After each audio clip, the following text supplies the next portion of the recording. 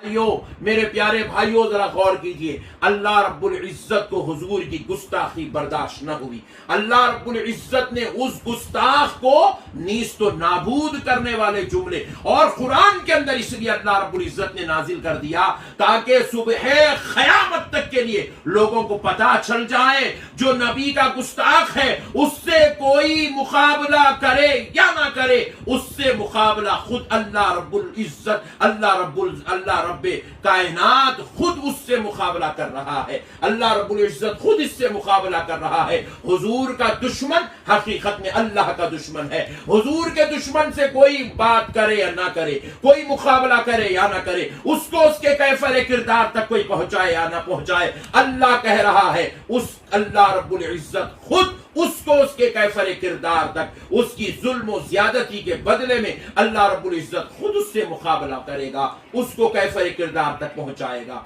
इसीलिए मेरे इंशाअल्लाह तबारक व तआला आज की गुफ्तगू में हम गुस्ताख रसूल के ताल्लुक से आप हजरात से इल्मी गुफ्तगू करने की सआदत हासिल करते हैं। हुजूर नबी करीम सल्लल्लाहु ताला अलैहि वसल्लम की गुस्ताखियों का सिलसिला हर दौर में चलता रहा और हर दौर में आशिकान रसूल, मुहिब्बान औलिया ने गुस्ताखों को जवाब दिया और उनको कैफरे किरदार तक पहुँचाया।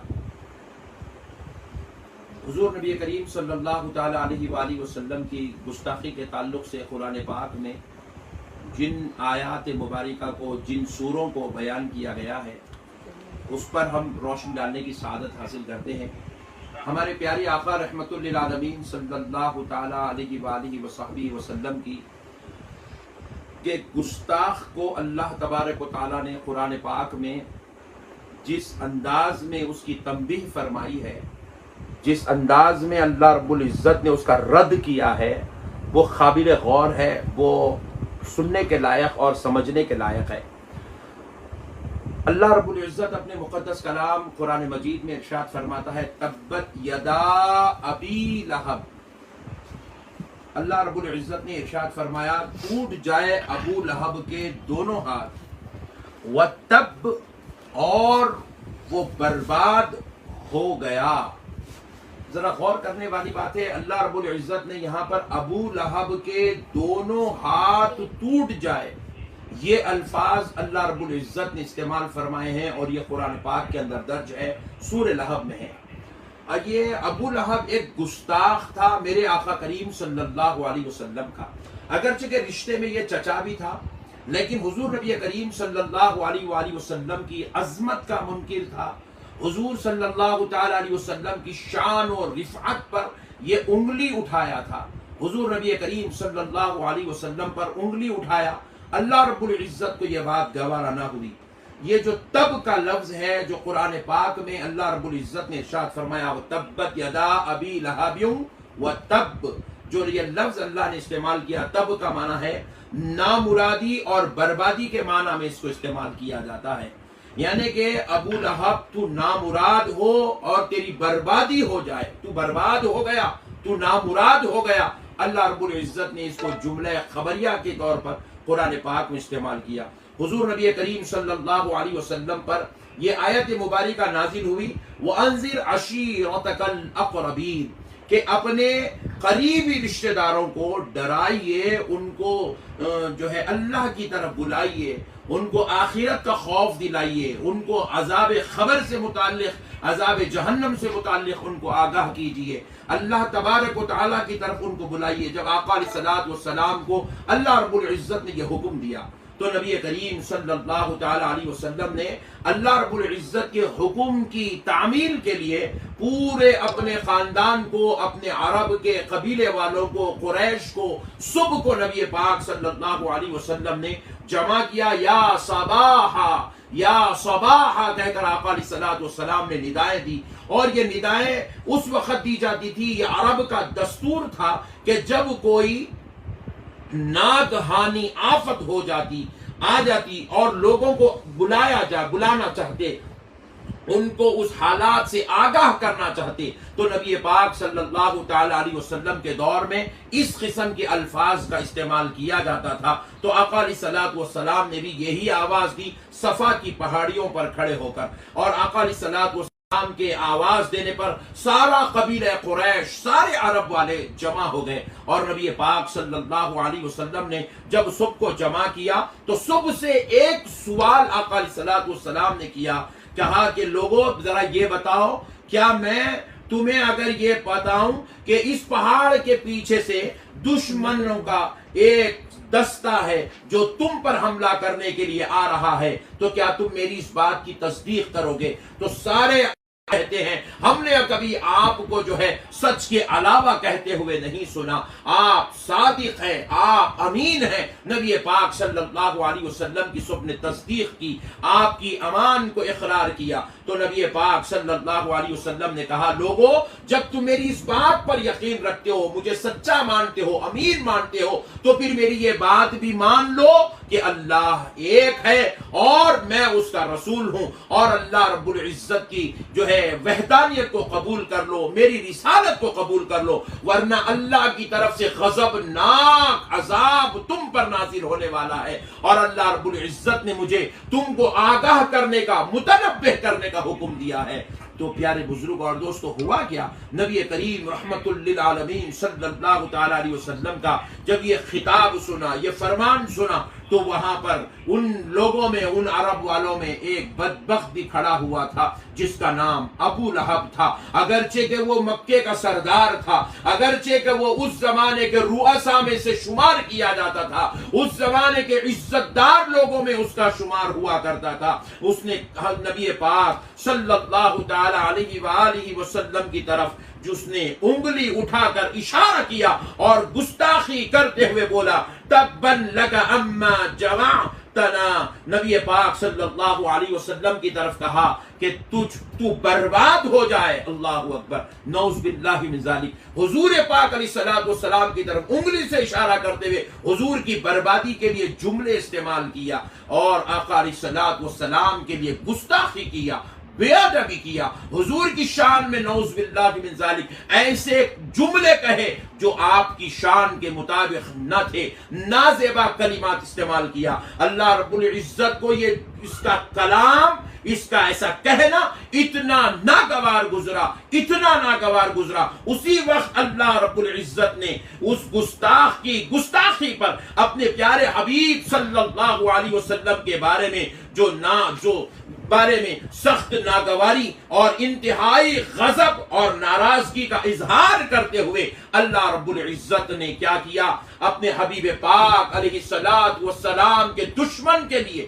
جو حضور پاک علیہ السلام کے لیے اس نے جملے کہے تھے, وہ اللہ کو اس قدر ناگوار گزرے, اس طرح قدر غضبناک گزرے کہ اللہ رب العزت نے اپنے حبیب کی جو ہے تعریف میں, اپنے حبیب کی تائید میں, اپنے حبیب کی تائید کرتے ہوئے اللہ رب العزت نے ابو لہب کے لیے یہ آیت مبارکہ بلکہ یہ پورا سورہ اسی وقت نازل فرما دیا. تبت یدا ابی لہب و تب. اللہ رب العزت نے کہا اے ابو لہب, تو نے جو انگلی میرے نبی کی طرف اٹھائی ہے, تیرے دونوں ہاتھ ٹوٹ جائے, وہ تب, اور تو برباد ہو جائے, تو نامراد ہو جائے, تو نیست و نابود ہو جائے, تو غارت ہو جائے, کیونکہ تو نے میرے مصطفیٰ کی طرف انگلی اٹھائی ہے, میرے نبی پر تو نے زبان درازی کی ہے, میرے نبی کی طرف تو نے ہاتھ اٹھائے ہیں. وہ جو ہاتھ تو نے اٹھائے, جن ہاتھوں میں وہ انگلی ہے جس سے تو نے اشارہ کیا, اس کی وجہ سے تو برباد ہو جائے, تو نیست و نابود ہو جائے, تیرے دونوں ہاتھ ٹوٹ جائے.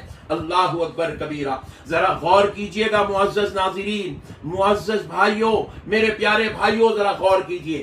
اللہ رب العزت کو حضور کی گستاخی برداشت نہ ہوئی. اللہ رب العزت نے اس گستاخ کو نیست و نابود کرنے والے جملے اور قرآن کے اندر اس لیے اللہ رب العزت نے نازل کر دیا تاکہ صبح قیامت تک کے لیے لوگوں کو پتا چل جائے جو نبی کا گستاخ ہے اس سے کوئی مقابلہ کرے یا نہ کرے اس سے مقابلہ خود اللہ رب العزت اللہ رب کائنات خود اس سے مقابلہ کر رہا ہے. اللہ رب العزت خود اس سے مقابلہ کر رہا ہے. حضور کا دشمن حقیقت میں اللہ کا دشمن ہے. حضور کے دشمن سے کوئی بات کرے یا نہ کرے, کوئی مقابلہ کرے یا نہ کرے, اس کو اس کے کیفر کردار تک کوئی پہنچائے یا نہ پہنچائے, اللہ کہہ رہا ہے اس اللہ رب العزت خود اس کو اس کے کیفر کردار تک, اس کی ظلم و زیادتی کے بدلے میں اللہ رب العزت خود اس سے مقابلہ کرے گا, اس کو کیفر کردار تک پہنچائے گا. اسی لیے میرے پیارے بزرگ اور دوستو, اب ذرا غور کرنے والی بات ہے, کون ہے ابو لہب؟ ابو لہب کوئی معمولی انسان نہیں تھا. اس زمانے میں قریش, اس زمانے میں عرب کے سرداروں میں ابو لہب کا شمار ہوتا تھا. اور ابو لہب کے تعلق سے آتا ہے کہ اس کے پاس 8 سیر سے زیادہ سونے کی اینٹیں تھی. اتنا دولت مند تھا. 8 سیر سے زیادہ سونے کی اینٹیں اس کے پاس تھی. وہ اتنا بڑا دولت مند تھا.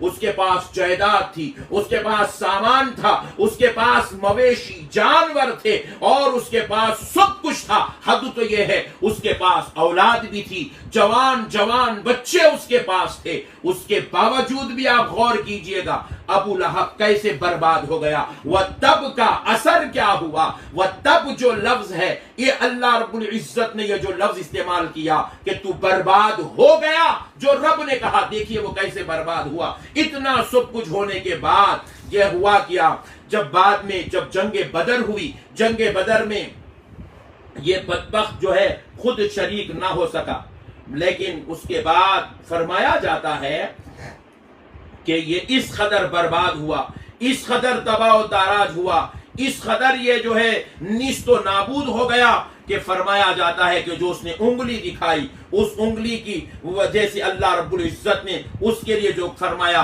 وہ تب وہ تباہ و برباد ہو گیا, وہ ٹوٹ پھوٹ کر رہ گیا, اور اس کا جسم ریزہ کر دیا گیا. اللہ تبارک و تعالیٰ نے ارشاد فرمایا تھا اسے پورے ہونے میں زیادہ دیر نہ لگی. اللہ نے جو فرمایا اس کے پورے ہونے میں زیادہ دیر نہ لگی. بزدلی کے باعث ابو لہب جنگ بدر میں شریک نہ ہو سکا, کیونکہ لازمی بات ہے جو لوگ گستاخ ہوتے ہیں وہ بزدل ہی ہوتے ہیں. وہ اپنی حقیقتوں کو چھپانے کے لیے کسی پر انگلیاں اٹھاتے ہیں, وہ اپنی ذلت و رسوائی سے بچنے کے لیے وہ کسی پر انگلیاں اٹھاتے ہیں تاکہ ان کو ذلیل و رسوا کر دیا جائے اور خود جو ہے محفوظ ہو جائے. لیکن ایسا نہیں ہوتا. حضور صلی اللہ علیہ وسلم کا گستاخ حضور کی گستاخی کی وجہ سے سرفراز نہیں ہوتا, بلکہ خود ذلیل و خوار اور برباد ہو جاتا ہے, نیست و نابود اور تباہ و برباد ہو جاتا ہے. لیکن بدر میں جب کفار کی عبرت ناک شکست ہوئی, اس کے بعد بھی آپ ذرا غور کیجئے, حالانکہ جنگ بدر میں یہ ابو لہب شریک نہیں ہو سکا, لیکن اس کے باوجود بھی اللہ رب العزت نے اس کا اتنا برا انجام کیا, اتنا اللہ نے اس کو ذلیل و رسوائی کی موت دی, ذلت و رسوائی کی موت دی, کہ فرمایا جاتا ہے کہ ابھی جنگ بدر ہوئے 1 ہفتہ بھی نہیں گزرا تھا کہ اس کے جسم پر ایک زہریلا چھالا آ گیا. اس کے جسم پر, گستاخ رسول کے جسم پر, رسول اللہ کے دشمن کے جسم پر ایک زہریلا چھالا نمودار ہوا, یعنی کہ وہ زہر والا چھالا اس کے جسم سے نمودار ہوا, جو چند دنوں میں اس کے سارے جسم میں وہ زہر پھیل گیا, اور اس چھالے کی وجہ سے وہ اتنے بڑے درد میں اور تکلیف میں مبتلا ہوا, اتنی بڑی اذیت میں مبتلا ہوا, اور اس کی وہ اذیت کو خود اس کی اولاد برداشت نہ کر سکتی تھی, اور وہ جو چھالا تھا اس سے بدبودار پیپ نکلنے لگا, اتنا گندا اس کے وہ جسم سے پیپ نکلتا, اتنی بدبو اس کی پھیلتی, خود اس کی اولاد اس سے دور بھاگنے لگی, خود اس کے نوکر اس سے دور بھاگنے لگے, خود اس کے خادم اس سے دور بھاگنے لگے, اس کے جوان بیٹے کوئی اس کے قریب نہیں آئے, کوئی طبیب اس کا علاج کرنے کو تیار نہیں ہوا, کوئی دوائی دینے والا اس کے لیے دوا کرنے کو تیار نہ ہوا. یہاں यहां तक कि वो घुल घुल कर उसका गोश्त जिस्म से झड़ने लगा। फिर उसके बाद हुआ ये, देखा ये गया कि वो जहर सारे जिस्म में फैल गया और गोश्त गल गल कर गिरने लगा। उसके बेटों ने जब देखा कि उसे एक मुतअद्दी बीमारी लग गई है तो उन्होंने उसको अपने घर से निकाल दिया। अल्लाह अकबर, ये गुस्ताख रसूल का अंजाम है। अल्लाह ने उसको बीमारी में मुब्तला कर दिया, अल्लाह ने उसको जिल्लत वाला अजाब दे दिया, अल्लाह ने उसको रुसवा कर दिया, शर्मसार कर दिया। अब हद तो ये हो गई, खुद उसकी औलाद ने उसको उसके घर से निकाल दिया और वो तड़पते तड़पते यहां तक कि उसकी जान चली गई। और फिर जब वो मर गया तो उसके जनाजे में, उसकी मैयत में, उसके लाशे पर कोई उसका अजीज व करीब अकारीब ने, उसका कोई अजीज व अकारीब उसकी मैयत पर नहीं आया, कोई उसका रिश्तेदार उसके जनाजे पर नहीं आया, कोई उसका मानने वाला, उसके यहां तक कि उसके खादिम, उसके नौकर, उसके चाहने वाले, उसके मिलने जुलने वाले कोई उसके जनाजे पर नहीं आए, कोई उसकी मैयत को, उसके लाश को देखने तक नहीं आए। 3 दिन तक उसकी लाश पड़ी रही।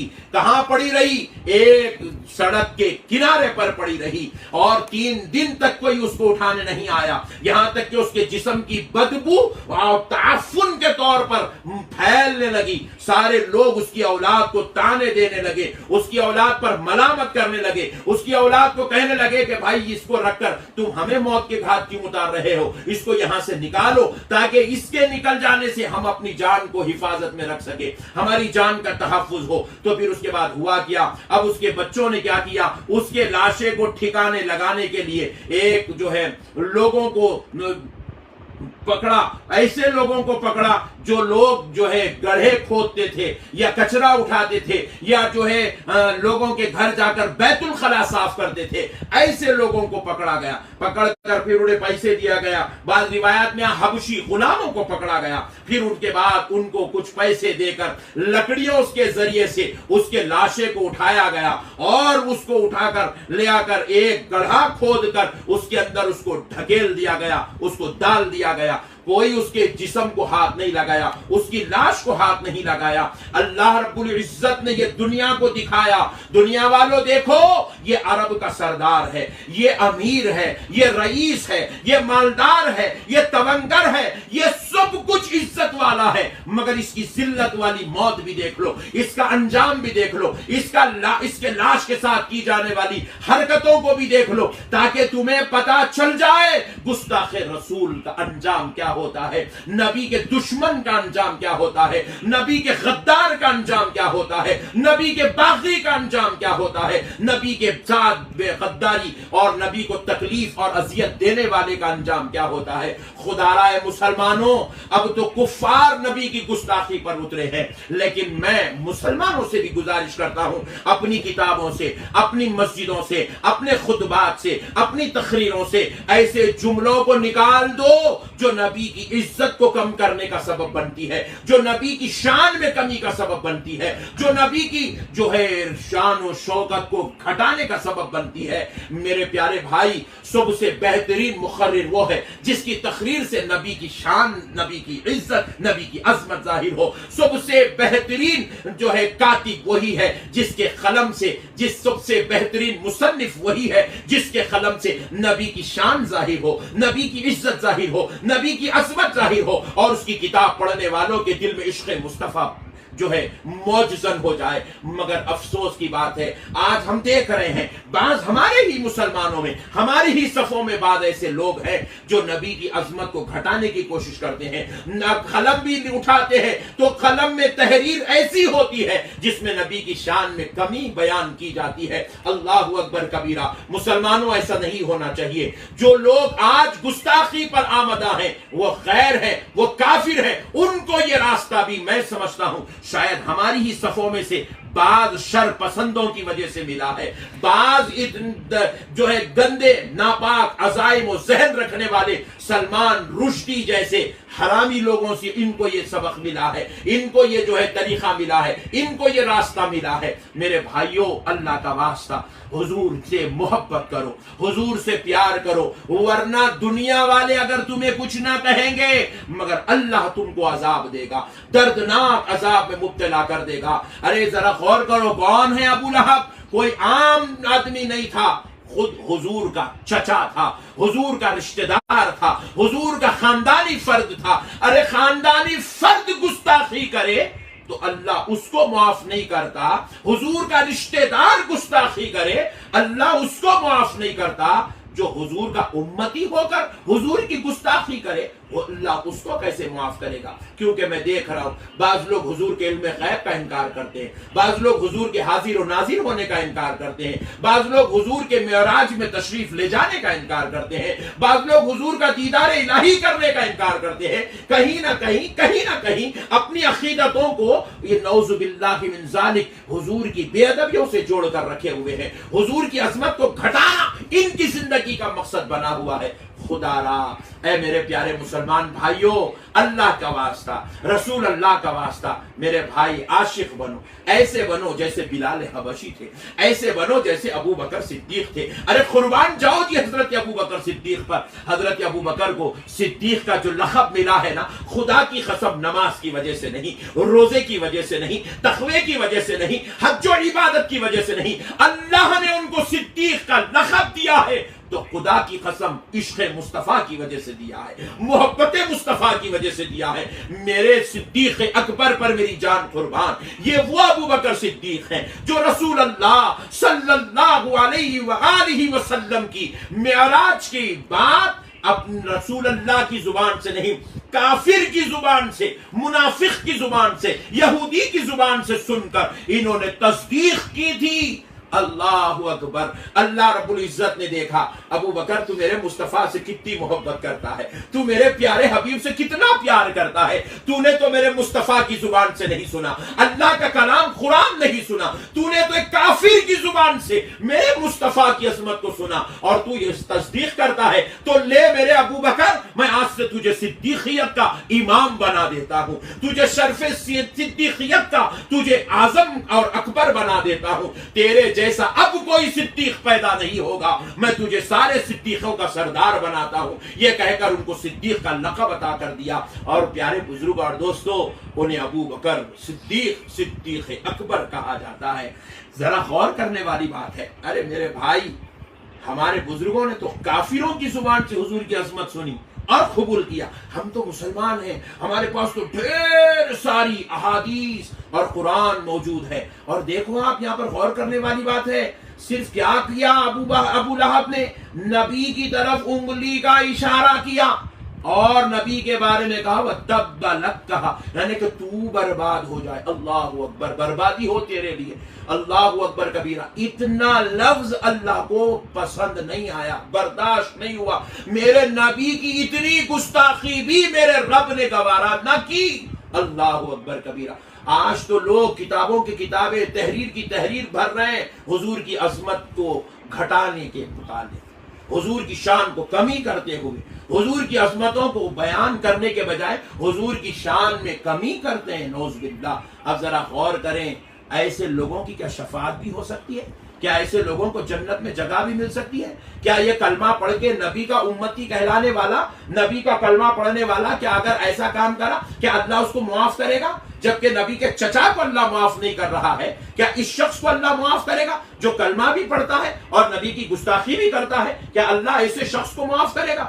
خدا کی قسم ہرگز نہیں کرے گا. اس لیے میں اپنی اس گفتگو کے ذریعے سے آپ تمام کو یہ پیغام دینا چاہتا ہوں کہ میرے پیارے بھائیوں، اللہ کے واسطے عاشق بنو، رسول اللہ کے غلام بنو، رسول اللہ کو چاہو میرے بھائی، اپنی جان سے زیادہ چاہو، اپنی اولاد سے زیادہ چاہو، اپنے ماں باپ سے زیادہ چاہو، اپنی بیوی بچوں سے زیادہ چاہو. خدا کی قسم اتنا چاہو، اتنا چاہو، اتنا چاہو کہ ہم فنا ہو جائے، حضور کی ذات باقی رہ جائے.